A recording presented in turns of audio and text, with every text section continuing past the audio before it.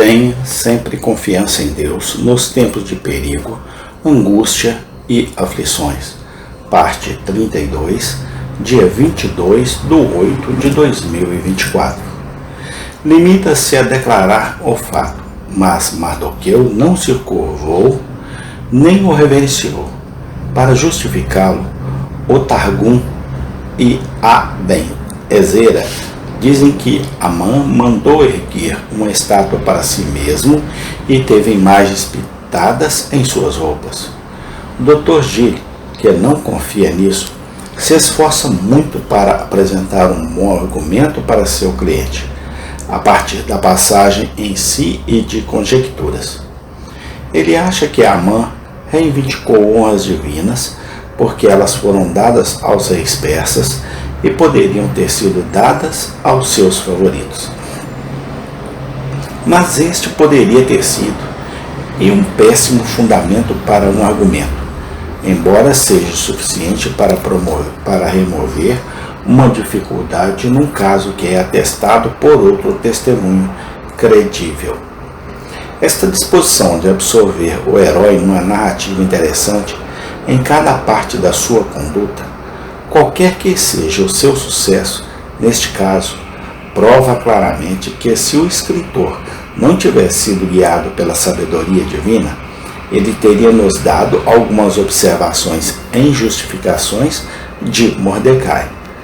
O último exemplo ao qual aludirei é o relato do caso que trouxe Mordecai à atenção real. Não nos é dito o que desviou o monarca do sono, nem o que o levou a pedir o livro das crônicas do seu reino, nem o que levou à leitura de uma passagem mais do que de outra.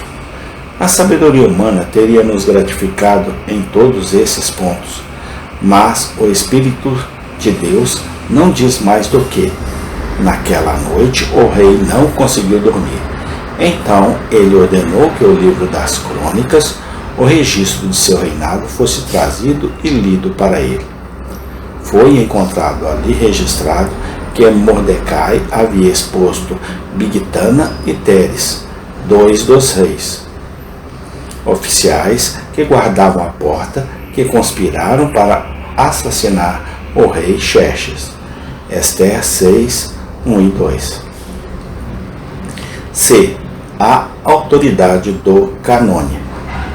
Mas, embora eu perceba evidências internas neste livro, confirmando sua autenticidade e inspiração, não me submeto ao dogma sobre o qual alguns críticos modernos parecem agir, que a autoridade do canônico não é suficiente para autorizar um livro a ser admitido na categoria de inspiração e que é necessário que cada livro seja julgado separadamente com base em evidências independentes de seu próprio conteúdo. Os críticos modernos, ao agirem com base neste princípio, assemelham-se aos advogados que estimulam o litígio para obter clientes. Eles têm a oportunidade de exibir os tesouros do seu conhecimento e o alcance da sua engenhosidade, ao defenderem as reivindicações das Escrituras sem a autoridade do cânon. Ao avaliar esta evidência interna, estabelecem primeiros princípios que não têm direito a essa categoria e ignoram primeiros princípios que exigem respeito universal. Um primeiro princípio dessa última descrição é que o testemunho é uma fonte sólida de evidências e que os livros das Escrituras devem ser recebidos com base na autoridade do cânon. Ao verificar se o livro de Ester, entre outros livros, é inspirado, temos que perguntar: estava na coleção chamada Escritura nos dias de Nosso Senhor? Se fosse, sua inspiração é disputada no passado. Jesus Cristo reconheceu a Escritura judaica como a palavra de Deus.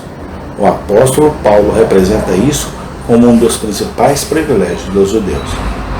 O fato de eles serem os depositários a quem foram confiados os oráculos de Deus, e nem os apóstolos nem seu mestre os acusaram de infidelidade em sua confiança. D. O nome de Deus. Assim como ao rejeitar a inspiração deste livro, alguns teólogos modernos negam um primeiro princípio que merece a recepção mais confiável, e também admitem alguns primeiros princípios que são meros fragmentos da imaginação.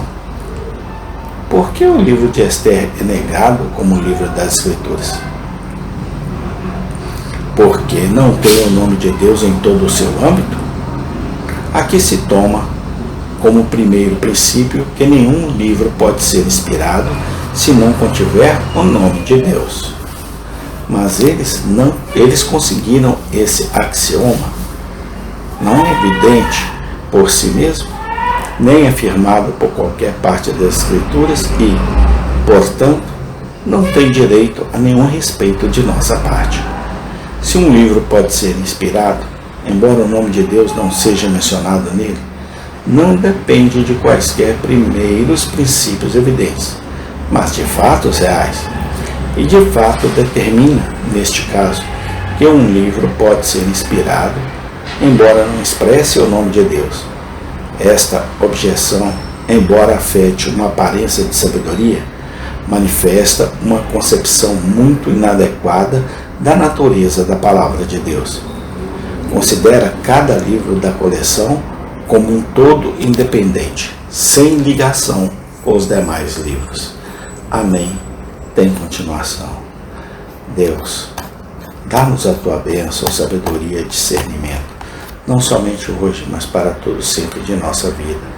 Amém e amém. Graças te damos, ó Santo de Israel, hoje e sempre, sempre, no nome do Senhor Jesus Cristo.